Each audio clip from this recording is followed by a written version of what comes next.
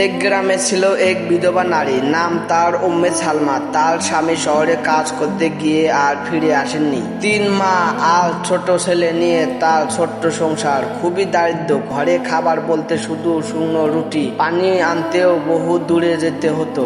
এক দুপুরে তীব্র গরমে সে কলস নিয়ে বের হলো। পথে অনেক পা ব্যথা, কাঁপছে, তবু সে ধৈর্য হারালো না। কূপের পাশে আরো কয়েকজন নারী ছিল, তারা নিজেদের দুঃখের গল্প বলেছিল। কারোর সংসারে অভাব, কারোর স্বামী অসুস্থ। সালমা চুপচাপ শুনছে, কিন্তু মনে মনে ভাবছিল দুনিয়া সবার জন্য কষ্ট, কিন্তু আল্লাহ কি সত্যিই কাউকে ছেড়ে দেন? সে পানি নিয়ে ফিরছিল, হঠাৎ তার ছোট ছেলে দাঁড়িয়ে এসে বলল, মা, ঘরে এক মুসাফির এসেছে, সে পথ হারিয়ে ফেলেছে। সালমা ক্লান্ত গলায় বলল, যা বাবা, তাকে একটু বসতে দে আর একটু পানি দে।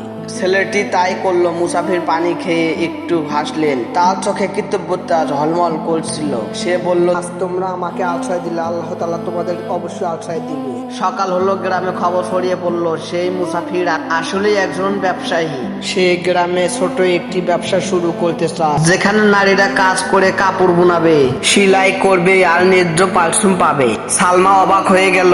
সে তো ভাবিনি যে এই দুঃখের দিনে এরকম একটা সুযোগ পাবে। ধীরে ধীরে সে কাজ শিখলো। তার হাতের কাজ এত সুন্দর হলো যে পাশাপাশি শহর থেকেও মানুষ তার কাপড় নিতে আসলো।